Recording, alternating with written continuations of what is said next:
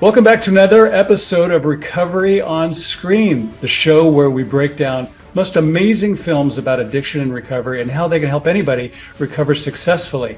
Now, today is a very special episode because we usually talk about movies that are helping people recover, but we've never talked about a movie where somebody actually makes a movie to help them recover. All that's coming up next in this next episode of Recovery on Screen.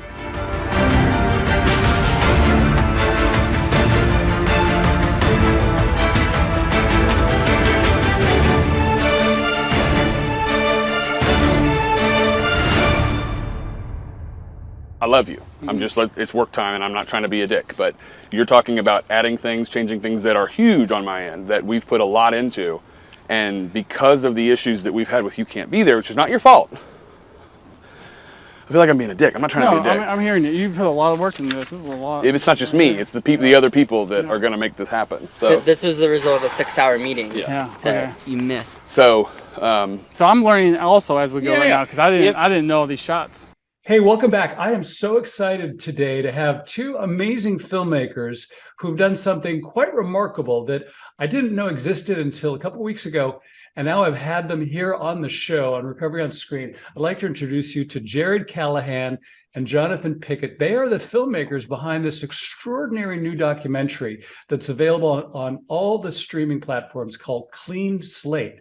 Now, in previous, in the book, I think if you read it, we do cover a documentary called Recovery Boys, which is an excellent documentary about people in recovery. However, this documentary takes it to another level, which is the story of two guys that are in rehab who are actually making a movie as part of their recovery and all the issues and the problems and the setbacks that come up. If somebody like me who's worked in movies and know all the things that could possibly go wrong on a movie set, and to see that be added to all of the other challenges that these guys are dealing with in their lives in recovery was astounding. So let's guys, Jared, let me start with you. Tell me a little bit about your background and what led you to this story and this project. Well, I've been making documentaries for a while. I'm just so drawn to people are so interesting, and when you find people that will be honest with you and you hold a camera, some really special things can happen. So I was in Atlanta showing a feature documentary that I directed at the Atlanta Film Festival. And I think I was speaking on a panel called like how to make a documentary, and afterwards two guys came up with to pitch me their movie, and that never goes well, so you just say thanks but I'm booked. And one of them was Cassidy, who ended up being one of the subject collaborators of Clean Slate. And so we went out to coffee, heard his life story. He was amazing. And I agreed to go out and visit the residential recovery facility that he was living in. Mm-hmm. And I thought I was going to go for 1 hour. And 6 hours later, I had met all the guys there, seen multiple locations. They were running businesses to help people get job training. It was just really an interesting world. So I started working with the guys to coach them on screenwriting, and they were starting a production company at the time, like trying to make their own movies. And through the course of that relationship, Josh and Cassidy decided to make a short film that would help tell the stories of their lives and their traumas and some of the things that have helped them try to get sober. And that's when I realized, oh my gosh, okay, this is a documentary, because if it goes great. But as you said, so much can go wrong with making a film, especially in the world of mental health and addiction. I figured that maybe the best way to honor the true story was to film a documentary about the process. And that resulted in Clean Slate. Well, that's fantastic. And how did you hook up with Jonathan? And how did Jonathan help you get the project into production? Jonathan, what was your role, and how did you find this project? Well, Jared and I went to the same university in San Diego, and when I was still in school, Jared came back and showed his feature-length documentary to the film department, did like a little screening and Q&A, spoke in my film classes, so I met him there. And then we got connected, and I kind of just put myself out there and was like, let me know if you're ever working on something.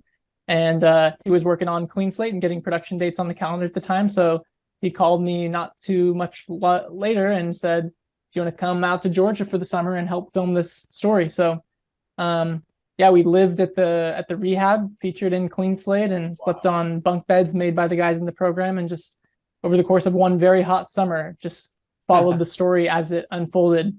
And at the end of the summer, I was just kind of on as a camera operator, basically. And at the end of the summer, Jared and I think we worked well together. He called me later after that and was like, hey, do you want to come on as a producer basically and help finish the movie, help edit it and send it out there. Well, listen, as a fellow video editor myself, not at your level, obviously, but I know how the amount of work that goes into that and the talent that it requires. And I got to tell you, you're just a terrific job. Documentaries are tough because you've got a lot of people talking, you got a lot of things going on, and to bring those elements together into a narrative that is captivating and holds people's attention, and also conveys the severity and the magnitude of what you're discussing, is really no small task. So congratulations for that. Tell me a little bit about the facility where you guys did the filming.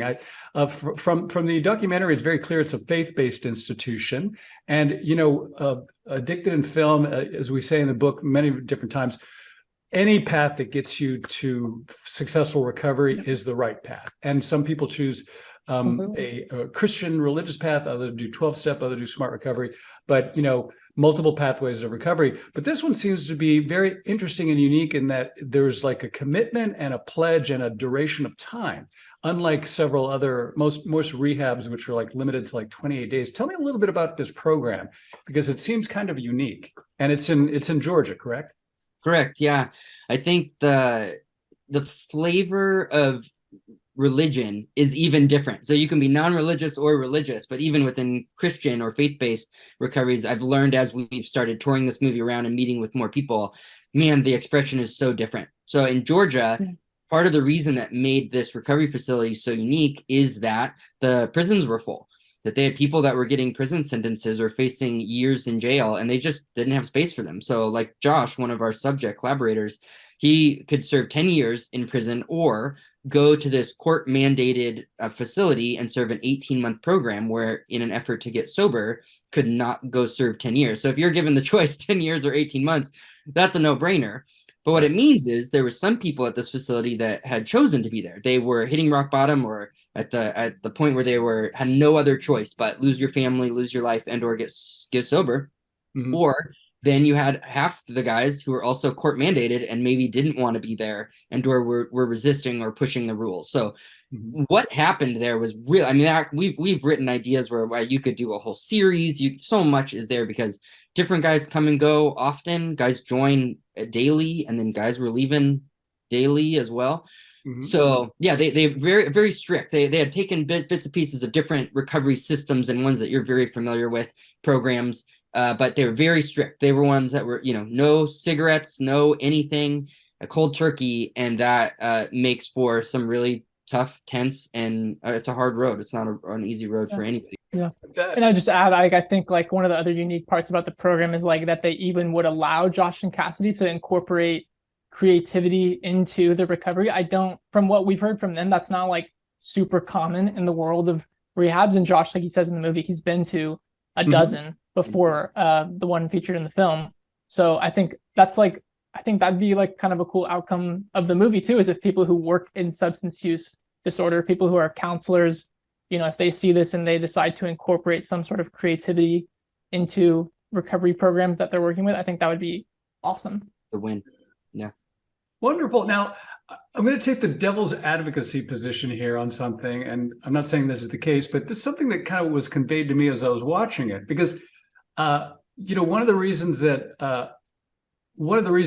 I drank and I had an issue with alcohol was waiting around, and the other one was the stress of making movies. And so I would say, like, what would you say to somebody who says, like, well, these guys making a movie and all the stress that entails, could that actually be counterproductive to their recovery? Oh, 100%. You're not the devil's advocate. That's just the truth. There's a scene in the movie where Josh and Cassidy have a conversation with Canyon, who's a friend of theirs, who's in recovery with them, in and out.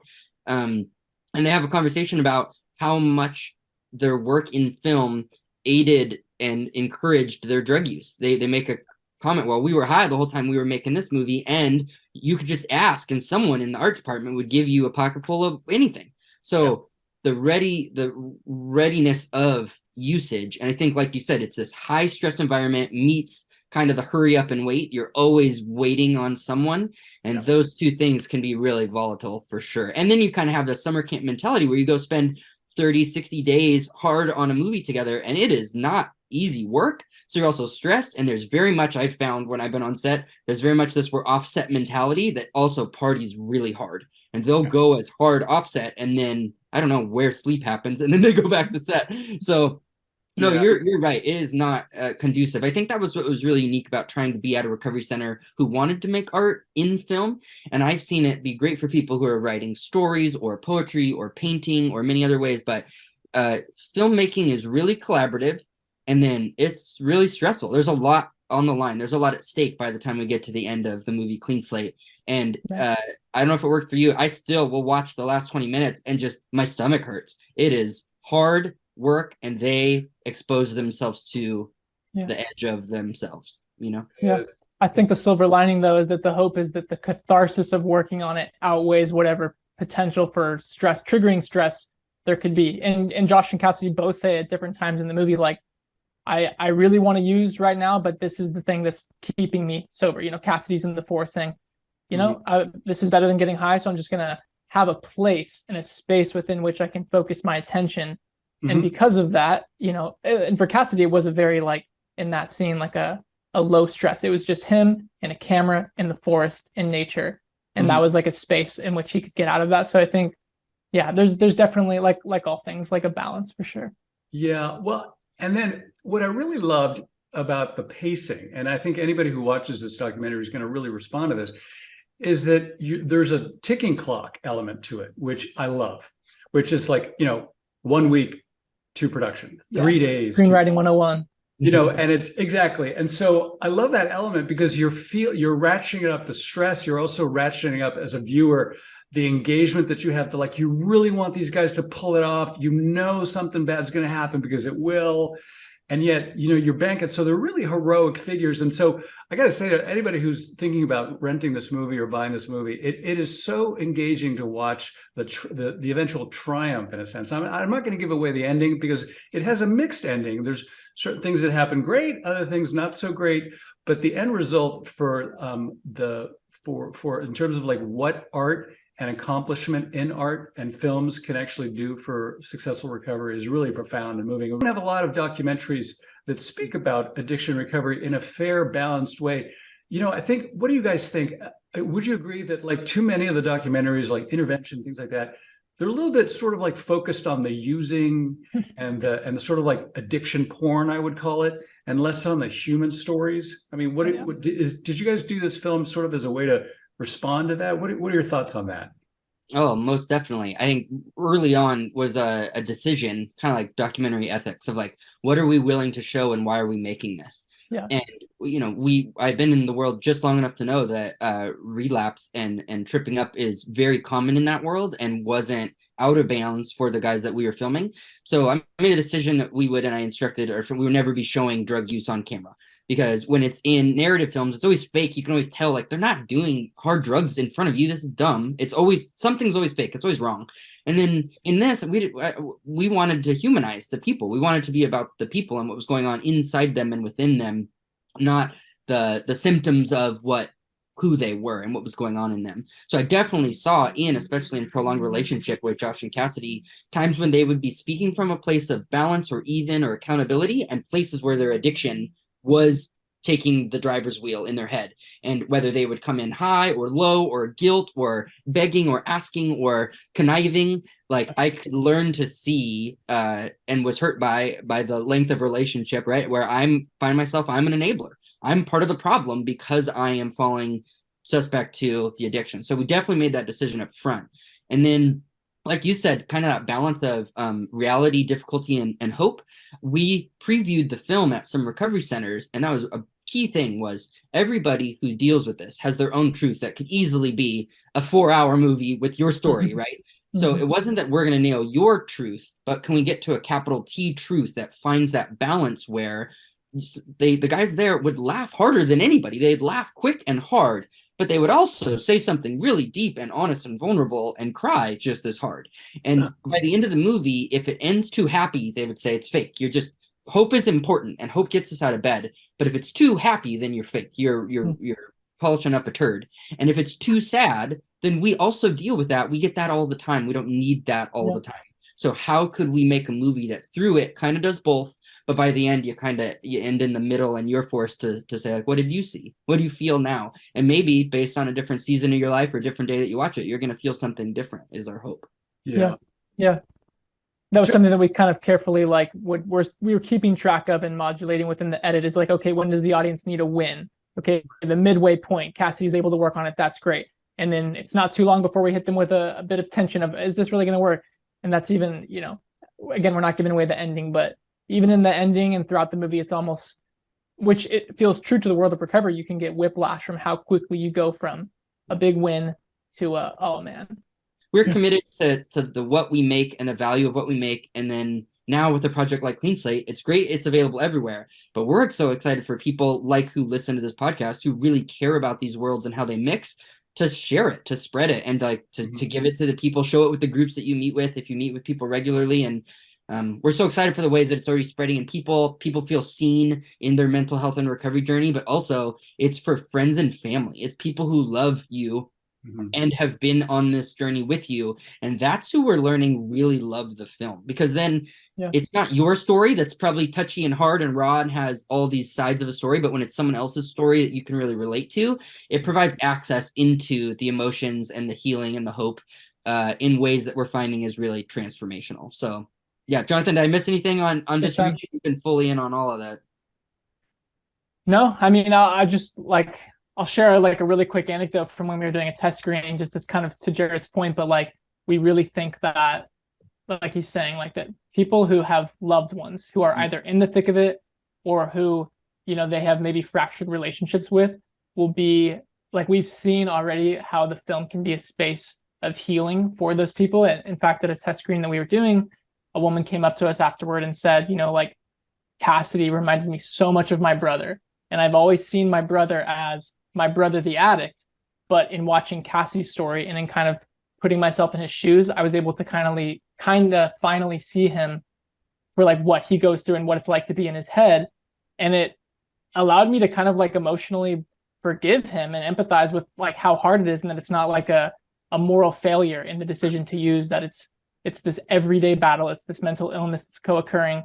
And I think that my parents need to see this, because I think they've been holding on to a lot of anger for a lot of years, and that this film might be able to reconcile and help them forgive my brother.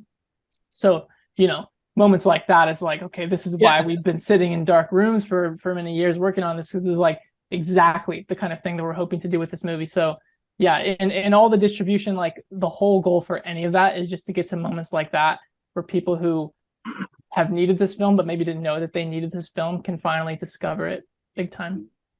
Well, wonderful. Listen, I'm going to sing its graces to the heavens, to all of the people in the movie club and all the people in my network. I think it's a really important film, a really well-made documentary, a fantastic story.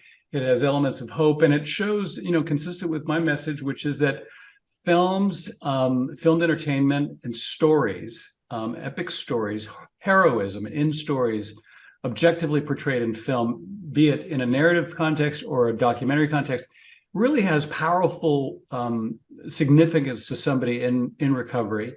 And also now to take it to the next level of a step up, is that actually doing the art form itself and making a movie can also be useful in somebody's recovery. And that is just a wonderful extension of the message. And I think you guys should be congratulated for achieving that. On behalf of the Addicted in Film Movie Club, I just wanted to say thank you, Jared and Jonathan, for being on this episode of Recovery on Screen. And I hope to see you guys very soon. You bet. Oh, thank you so much, Ted. You've been so kind. Thanks for having us on.